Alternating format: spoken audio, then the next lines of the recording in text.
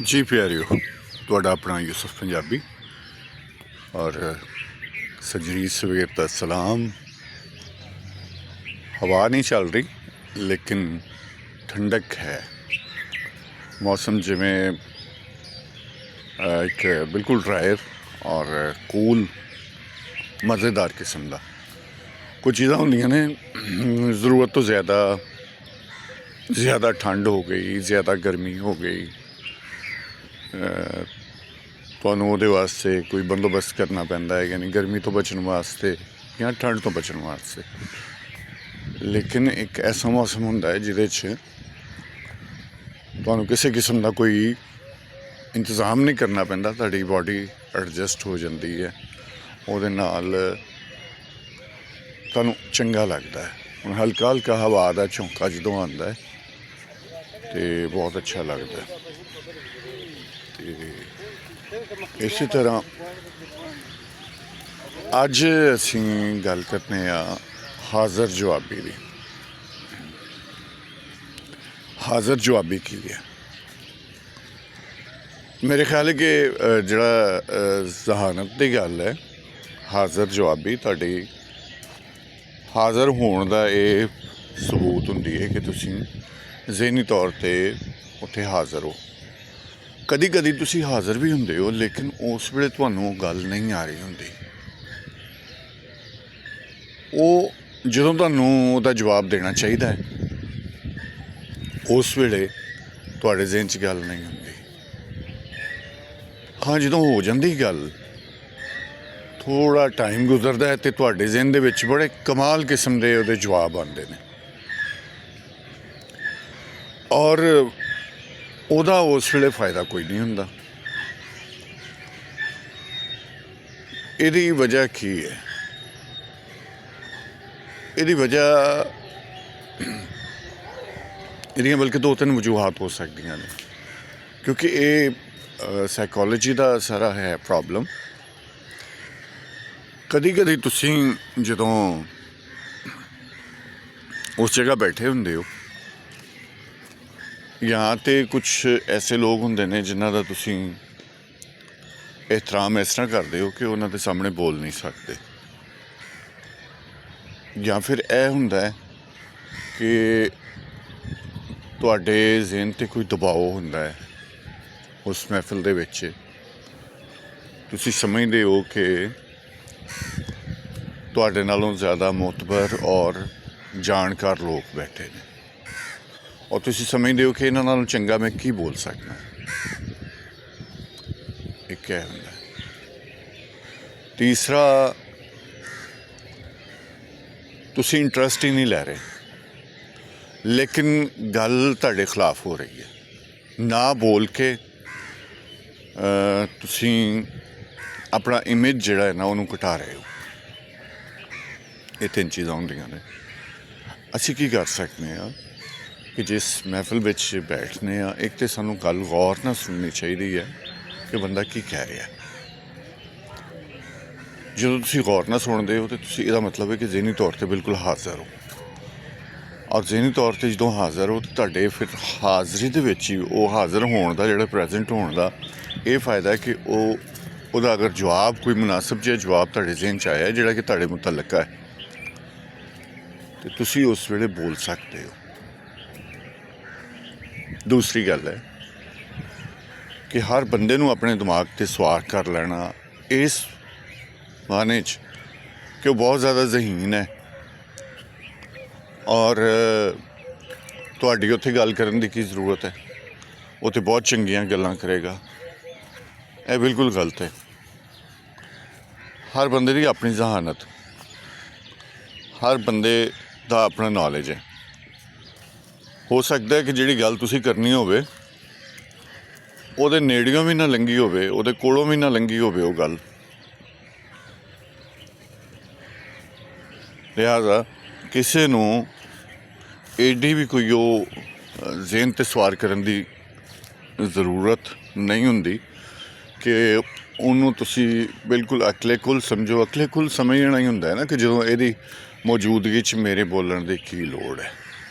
No, ਤੁਹਾਡਾ ਆਪਣਾ knowledge ਹੈ, ਉਹਦਾ ਆਪਣਾ ਨੌਲੇਜ ਹੈ, ਰਿਸਪੈਕਟ ਆਪਣੀ ਜਗ੍ਹਾ 'ਤੇ, ਔਨਰ ਆਪਣੀ ਜਗ੍ਹਾ 'ਤੇ, ਇhtਰਾਮ ਆਪਣੀ ਜਗ੍ਹਾ 'ਤੇ।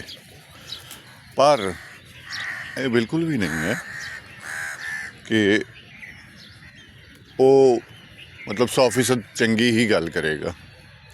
ਇਸ ਤਰ੍ਹਾਂ ਨਹੀਂ ਹੁੰਦਾ। ਅਕਸਰ ਵੱਡੇ ਲੋਕ ਜਿਨ੍ਹਾਂ ਨੂੰ ਤੁਸੀਂ ਸਮਝ ਰਹੇ ਹੁੰਦੇ ਹੋ ਕੀ ਗੱਲ ਕਰ ਜਾਂਦੇ, ਔਰ ਤੁਸੀਂ ਫਿਰ ਤੁਹਾਨੂੰ ਹੁੰਦਾ ਕਿ ਯਾਰ ਇਹ ਬੰਦਾ ਇਹ ਗੱਲ ਵੀ ਕਰ ਸਕਦਾ, ਜਾਂ ਇਹ ਬੰਦਾ ਅੱਛਾ ਇੰਨਾ ਇਹ ਹੈ ਵੇ ਕਿ ਇਹਨੂੰ ਇਸ ਗੱਲ ਦਾ ਵੀ ਨਹੀਂ ਪਤਾ। ਅਤੇ ਜੇ ਤੁਸੀਂ ਉੱਥੇ ਹੋਵੋਗੇ ਤਾਂ ਇhtਰਾਮਨ ਵੀ ਉਹਦਾ ਜਵਾਬ ਦੇ ਸਕਦੇ ਹੋ। ਇਹ ਕੋਈ ਗੱਲ ਨਹੀਂ ਹੈ ਕਿ ਇਹ ਮਤਲਬ ਜਿਹੜੀ ਤੁਸੀਂ ਗੱਲ ਕਰ ਰਹੇ ਹੋ, ਮੇਰਾ ਖਿਆਲ ਹੈ ਕਿ ਇਸ ਤਰ੍ਹਾਂ ਨਹੀਂ, ਇਸ ਤਰ੍ਹਾਂ ਹੈ। ਇਹਨੂੰ ਇਸ ਤਰ੍ਹਾਂ ਵੀ ਤਾਂ ਕਹਿ ਸਕਦੇ ਹੋ ਨਾ। ਤੀਸਰਾ, ਅਸੀਂ ਕਿਤੇ ਬਹਿ ਕੇ ਦਿਲਚਸਪੀ ਨਹੀਂ ਲੈ ਰਹੇ ਹੁੰਦੇ ਨਾ ਉਸ ਮਹਿਫਲ 'ਚ। ਅਗਰ ਦਿਲਚਸਪੀ ਅਸੀਂ ਨਹੀਂ ਲੈ ਰਹੇ ਤਾਂ ਮੇਰਾ ਖਿਆਲ ਹੈ ਕਿ ਸਾਨੂੰ ਉੱਠ ਜਾਣਾ ਚਾਹੀਦਾ ਉਸ ਮਹਿਫਲ 'ਚੋਂ। ਸਾਨੂੰ ਬਹਿਣ ਦੀ ਜ਼ਰੂਰਤ ਨਹੀਂ ਹੈ। ਤੁਸੀਂ ਆਪਣਾ ਵੀ ਵੇੜਾ ਖੋਟਾ ਕਰਦੇ ਹੋ, ਔਰ ਕਦੀ ਵੀ ਕਿਸੇ ਦਾ ਨਗ ਬਣਨ ਦੀ, ਯਾਨੀ ਕਿ ਕਿਸੇ ਦਾ ਕਰਾਊਡ ਬਣਨ ਦੀ ਬਿਲਕੁਲ ਵੀ ਕੋਸ਼ਿਸ਼ ਕੀ ਮਤਲਬ ਕਿ ਤੁਹਾਨੂੰ ਬਣਨਾ ਹੀ ਨਹੀਂ ਚਾਹੀਦਾ ਨਾ। ਕਿ ਬਹੁਤ ਸਾਰੇ ਲੋਕ ਹੁੰਦੇ ਨੇ ਨੌਕਿਆਂ ਵਾਸਤੇ ਜਾਂ ਆਪਣਾ ਸ਼ੋਅ ਕਰਨ ਵਾਸਤੇ ਤੁਹਾਨੂੰ ਬੁਲਾਉਂਦੇ। ਇਹ ਵਿਹਲੇ ਬੰਦਿਆਂ ਦਾ ਕੰਮ ਹੈ ਕਿ ਭਰਤੀ ਦੀ ਬੈਠਕ ਵਿੱਚ ਜਾ ਕੇ ਬਹਿ ਜਾਣਾ। ਇਸ ਤਰ੍ਹਾਂ ਨਹੀਂ ਹੋਣਾ ਚਾਹੀਦਾ। ਜਦੋਂ ਤੱਕ ਜ਼ਹਿਨੀ ਤੌਰ 'ਤੇ ਤੁਹਾਡੇ ਕੋਲ ਉੱਥੇ ਜਾਣ ਦਾ ਕੋਈ ਜਵਾਜ਼ ਨਾ ਹੋਵੇ, ਤੁਹਾਨੂੰ ਇਹੋ ਜਿਹੀ ਮਹਿਫਲ 'ਚ ਜਾਣਾ ਹੀ ਨਹੀਂ ਚਾਹੀਦਾ ਜਿੱਥੇ ਕਿ ਤੁਹਾਡੀ ਹੈਸੀਅਤ ਸਿਰਫ ਇੱਕ ਭਰਤੀ ਦੀ ਹੈ ਕਿ ਵੀ 4 ਬੰਦੇ ਚਾਹੀਦੇ ਸਨ, ਉਹਨਾਂ 'ਚੋਂ ਤੁਸੀਂ ਵੀ ਇੱਕ ਹੋ। ਨਹੀਂ, ਇਸ ਤਰ੍ਹਾਂ ਨਹੀਂ ਕਦੀ ਵੀ। ਤੁਸੀਂ ਹਮੇਸ਼ਾ ਜਿੱਥੇ ਸਮਝਦੇ ਹੋ ਕਿ ਤੁਹਾਡੀ ਔਨਰ ਹੈ, ਤੁਹਾਡੀ ਇੱਜ਼ਤ ਹੈ, ਔਰ ਜਿਸ ਮਹਿਫਲ ਦੇ ਵਿੱਚ ਜਾ ਕੇ ਤੁਹਾਨੂੰ ਕੁਝ ਇਲਮੀ ਤੌਰ 'ਤੇ, ਸ਼ਊਰੀ ਤੌਰ 'ਤੇ ਕੁਛ ਹਾਸਲ ਹੋਏਗਾ, ਤੁਹਾਨੂੰ ਉਸ ਮਹਿਫਲ ਵਿੱਚ ਜਾਣਾ ਚਾਹੀਦਾ ਹੈ। ਇਹਦੇ ਨਾਲ ਹੋਰ ਵੀ ਬਹੁਤ ਸਾਰੀਆਂ ਛੋਟੀਆਂ ਛੋਟੀਆਂ ਗੱਲਾਂ ਹੈ ਨੇ ਜਿਹੜੀਆਂ ਤੁਸੀਂ ਆਪਣੇ ਤੌਰ 'ਤੇ ਵੀ ਐਡ ਕਰ ਸਕਦੇ ਹੋ। ਯਾਨੀ ਮੈਂ ਗੱਲ ਕੀਤੀ ਹੈ ਅਤੇ ਇਹੀ ਹੈ ਕਿ ਜਦੋਂ ਅਗਰ ਤੁਸੀਂ ਮੇਰੀ ਗੱਲ ਨੂੰ ਤਵੱਜੋ ਦੇ ਰਹੇ ਹੋ ਤਾਂ ਫਿਰ ਤੁਹਾਡੇ ਜ਼ਿਹਨ ਦੇ ਵਿੱਚ ਬਹੁਤ ਸਾਰੇ ਸਵਾਲਾਤ ਉੱਭਰਨਗੇ, ਬਹੁਤ ਸਾਰੇ ਸਵਾਲਾਤ ਆਉਣਗੇ, ਤੁਹਾਡੀ ਰਹਿਨੁਮਾਈ ਵੀ ਕਰਨਗੇ। ਔਰ ਨਾ ਸਿਰਫ ਉਹ ਸਵਾਲਾਤ ਤੁਹਾਡੇ ਸਾਹਮਣੇ ਆਉਂਦੇ ਨੇ, ਤੁਹਾਡੇ ਅੰਦਰ ਇੱਕ ਐਨਰਜੀ ਪੈਦਾ ਕਰਦੇ ਨੇ, ਇੱਕ ਤਾਕਤ ਪੈਦਾ ਕਰਦੇ ਨੇ ਜੋ ਤੁਹਾਡੇ ਜ਼ਿਹਨ ਨੂੰ ਪੋਲਿਸ਼ ਕਰਦੀ ਹੈ। ਜਦੋਂ ਅਸੀਂ ਸਵਾਲ ਨਹੀਂ ਨਾ ਕਰਦੇ, ਇਹਦਾ ਮਤਲਬ ਹੈ ਅਸੀਂ ਸਵਾਂ ਛੱਡਿਆ ਦਿਮਾਗ ਨੂੰ। ਸਵਾਲ ਨਾ ਕਰਨਾ ਸੁੱਤੇ ਦਿਮਾਗ ਦੀ ਨਿਸ਼ਾਨੀ ਹੈ। ਤੁਹਾਡੇ ਜ਼ਿਹਨ ਜਦੋਂ ਸਵਾਲ ਆਉਂਦੇ ਨੇ ਕਿਸੇ ਵੀ ਗੱਲ ਨੂੰ ਲੈ ਕੇ, ਇਹਦਾ ਮਤਲਬ ਹੈ ਤੁਸੀਂ ਜਾਗ ਪਏ ਹੋ। ਸਵਾਲ ਕਰਨਾ ਜਾਗਣਾ ਹੈ, ਨਾ ਕਰਨਾ ਸੌਣਾ ਹੈ। ਜਾਗਣਾ ਜ਼ਿੰਦਗੀ ਹੈ, ਸੌਣਾ ਮੌਤ ਹੈ। ਸਾਡੀ ਫਿਜ਼ੀਕਲ ਲਾਈਫ ਦੇ ਵਿੱਚ ਨੀਂਦ ਦੀ ਬੜੀ ਅਹਿਮੀਅਤ ਹੈ ਕਿ ਅਸੀਂ ਜਿਵੇਂ ਸਾਡੀ ਬਾਡੀ ਮਸ਼ੀਨਰੀ ਹੈ, ਵਰਕਿੰਗ ਕਰਦੀ ਹੈ, ਅਤੇ ਉਹਦੇ ਵਾਸਤੇ ਆਰਾਮ ਦੀ ਵੀ ਜ਼ਰੂਰਤ ਹੁੰਦੀ ਹੈ। ਲੇਕਿਨ ਆਰਾਮ ਓਨਾ ਕੁ ਜਿੰਨੀ ਲੋੜ ਹੈ। ਜ਼ਰੂਰਤ ਤੋਂ ਜ਼ਿਆਦਾ ਅਸੀਂ ਜਦੋਂ ਕਿਸੇ ਚੀਜ਼ ਦੀ ਵੀ ਵਰਤੋਂ ਕਰਨੇ ਆ, ਉਹ ਸਾਡੇ ਲਈ ਨੁਕਸਾਨਦੇਹ ਹੁੰਦੀ ਹੈ। ਉਹਦੀ ਝਟਕੀ ਜੀ ਮਿਸਾਲ ਮੈਂ ਇੰਝ ਦਿੰਦਾ,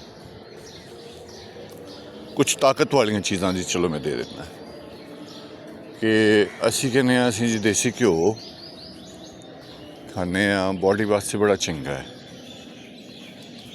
ਉਹਦੀ ਬਹੁਤ ਸਾਰੀਆਂ ਖਸੂਸੀਆਤ ਨੇ ਜਿਸ ਕਰਕੇ ਅਸੀਂ ਦੇਸੀ ਘਿਓ ਖਾਂਦੇ ਹਾਂ। ਲੇਕਿਨ ਅਸੀਂ ਜ਼ਰੂਰਤ ਤੋਂ ਜ਼ਿਆਦਾ ਖਾਵਾਂਗੇ ਤਾਂ ਸਾਡੀ ਐਨਰਜੀ ਵੇਸਟ ਕਰਨੀ ਸ਼ੁਰੂ ਕਰ ਦੇਗਾ, ਸਾਡੀ ਬਾਡੀ ਨੂੰ ਕਮਜ਼ੋਰ ਕਰਨਾ ਸ਼ੁਰੂ ਕਰ ਦੇਗਾ ਉਹਨੂੰ ਲੋੜ ਦੇ ਮੁਤਾਬਿਕ। ਇਸੇ ਤਰ੍ਹਾਂ ਹੋਰ ਬਹੁਤ ਸਾਰੀਆਂ ਚੀਜ਼ਾਂ ਨੇ। ਇਸੇ ਤਰ੍ਹਾਂ ਜ਼ਿੰਦਗੀ ਦੇ ਸਾਡੇ ਅਮਲ ਨੇ ਬਹੁਤ ਸਾਰੇ ਜਿਹੜੇ ਕੋਈ ਵੀ ਜ਼ਰੂਰਤ ਤੋਂ ਜ਼ਿਆਦਾ ਤੁਹਾਨੂੰ ਨੁਕਸਾਨ ਦਿੰਦੇ ਨੇ। ਤੁਸੀਂ ਆਪਣੀ ਲਾਈਫ ਦੇ ਵਿੱਚ ਬੈਲੈਂਸਡ ਮਿਆਨਾ ਰਵੀ ਜਿਹਨੂੰ ਕਹਿੰਦੇ ਨੇ, ਉਹ ਜਦੋਂ ਰੱਖਦੇ ਹੋ ਤੇ ਤੁਹਾਡੇ ਬਹੁਤ ਸਾਰੇ ਫਾਇਦੇ ਨੇ। ਲਾਈਫ ਦੇ ਵਿੱਚ ਤੁਸੀਂ ਈਜ਼ੀ ਰਹਿੰਦੇ ਹੋ, ਜ਼ਿੰਦਗੀ ਤੁਹਾਡੀ ਬੜੀ ਆਸਾਨ ਰਹਿੰਦੀ ਹੈ। ਸੋ ਕੋਸ਼ਿਸ਼ ਅੱਜ ਦੀ ਜਿਹੜੀ ਗੱਪਸ਼ਪ ਹੈ ਉਹਦੇ ਵਿੱਚ ਤਾਂ ਇਹੀ ਹੈ ਕਿ ਇੱਕ ਤਾਂ ਕਿਸੇ ਵੀ ਮਹਿਫਿਲ ਦੇ ਵਿੱਚ ਤੁਸੀਂ ਜੇ ਜਾਣਾ ਤਾਂ ਫਿਰ ਹਾਜ਼ਰ ਰਹਿਣਾ।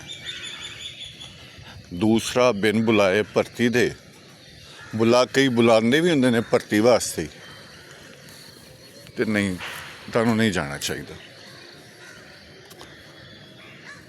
ਤੇ ਤੀਸਰਾ, ਬੈਲੈਂਸਡ ਲਾਈਫ।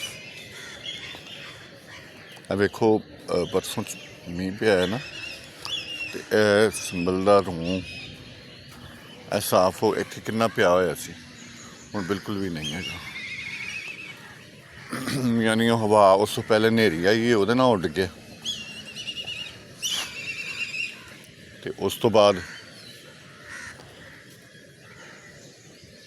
ਉੱਡ ਗਿਆ। ਬਸ ਜੋ ਉੱਡਣਾ ਸੀ ਉੱਡ ਗਿਆ। ਉਸ ਤੋਂ ਬਾਅਦ ਕੀ, ਇਹ ਨਹੀਂ ਕਿਹਦਾ ਮੌਸਮ ਇੱਕੋ ਵਾਰੀ ਹੀ ਕਪਾ ਖੇਡਦੀ ਇਹਦੀ। ਇਹ ਐਵੇਂ ਥੋੜ੍ਹਾ ਜਿਹਾ ਐਡੀਸ਼ਨਲ ਜੀ ਗੱਲਬਾਤ ਹੈਗੀ ਸੀ ਜਿਹੜੀ ਤੁਰਦਿਆਂ ਮੇਰੇ ਐਵੇਂ ਜ਼ੇਨ ਦੇ ਵਿੱਚ ਆ ਗਈ।